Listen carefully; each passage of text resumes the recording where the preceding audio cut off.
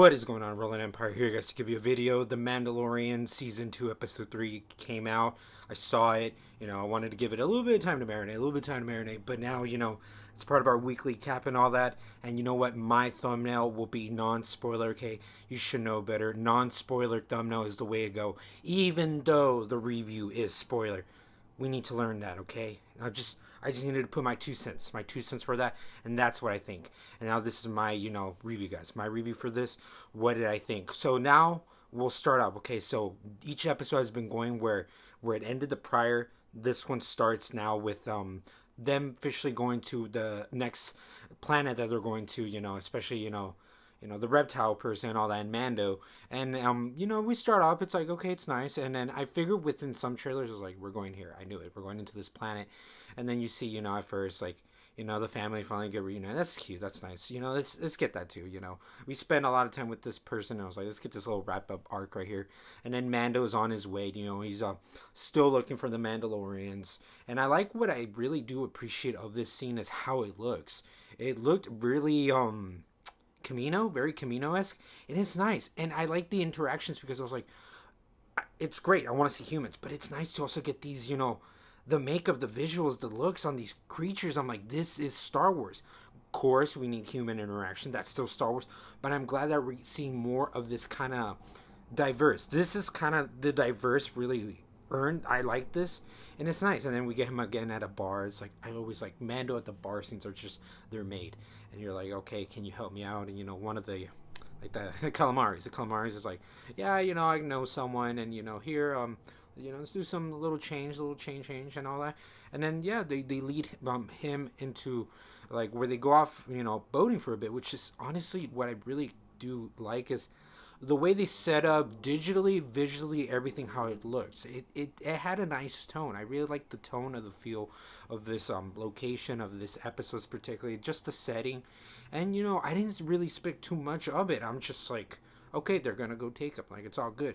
But then there's the surprise where they throw in Yoda, and then Mando is like, being betrayed. I was like, I did not expect this, but maybe I should have. But it did get me. It did get me on a first honest reaction.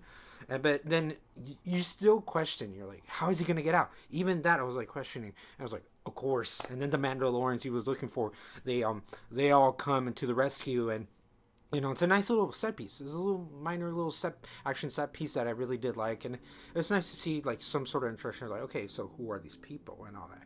And then after, if you knew a little bit of Clone Wars and Rebels, you start seeing designs, and then you're just like, let's see, let's just wait it out. And then they start talking, and then they do the helmets again. What Mando's not a fan of, and then they're like, it's Bo-Katan, and her little followers, or her team and all that, just coming to the rescue. And if you guys know what you know, everybody is different. It's so different with Star Wars. This is sort of like a payoff, and they talk, Mandalorian and her. They're like explaining the cultures of why some people take their helmets off and others don't take their helmets off. All that code, and I was like, okay, it's nice. A few sentences, all that dialogue took, but it was nice. And whether it was planned from the beginning or not, this was a nice, happy like accident. This was like, okay, that makes sense of the progression of the story. So that was really good to see. And then it just, they explained a bit what she wants. I kind of started that. I realized, I was like, we know what you want, little old Gus Fring, the thing that Gus Fring has, I bet that's what you want. And she started explaining, this is what I need, and if you want to, the answers that you're looking for, we got to do this.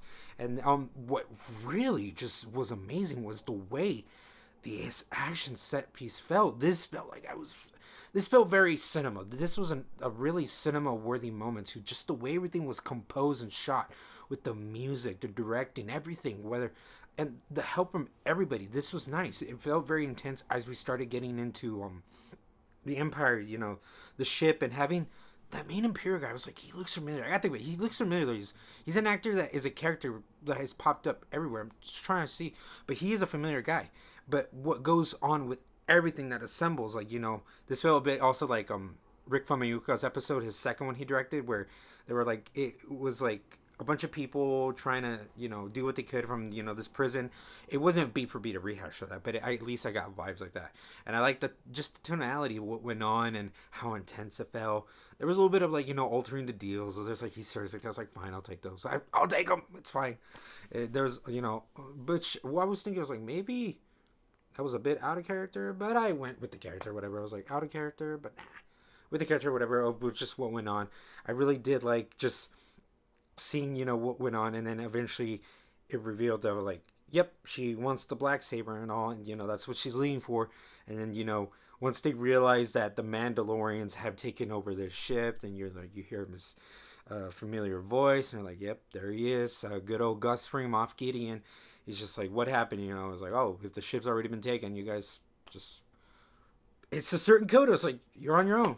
You're on your own. Everybody's just accepts it because it's part of like their allegiance, their job. And yeah, and then the ship goes down, but then the Mandalorians come to the front and save the ship, at least from saving themselves.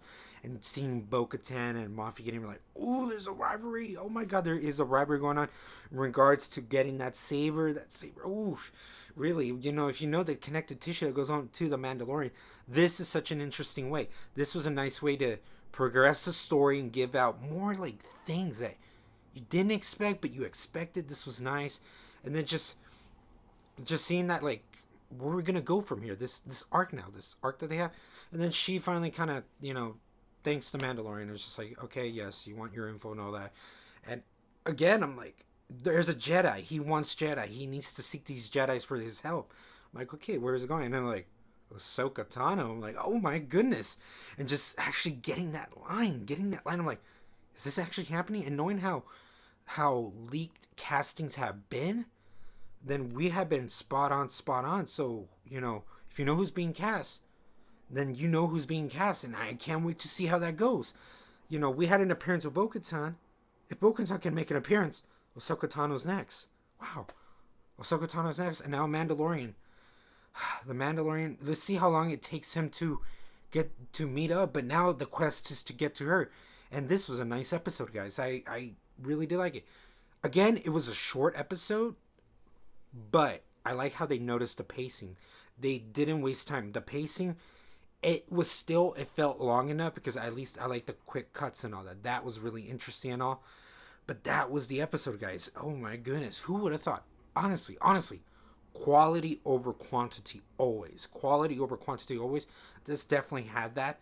And now, man, it's just, see, it always pays off. Even when you think an episode might have been there's even things that, and then the episode that comes up then that kind of explains everything. It's like, okay, it's okay. And they always do good. They always do good for what their word for is.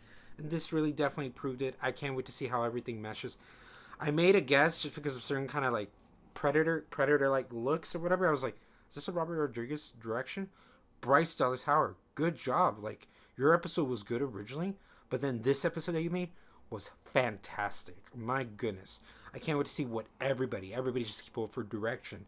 And thank you, Jon Favreau, for just shepherding this show and just letting everybody have their voice, and especially you. Like, good that you did your direction. I'm glad you did your own direction. But this was really fantastical, and I can't wait to see how it leads up now. It just feels like multiple stories. Like, these multiple stories are just coming to a clash, and I really can't wait. But it was interesting. It was an interesting just episode. Let me know, guys, what you thought of The Mandalorian Season 2, Episode 3. Did you guys hate it? Did you guys love it? This is just my thoughts and opinions, guys. I really did enjoy it. I really did enjoy this episode. So all this in the comments below. And as always, Roland Empire, laugh, smile, repeat.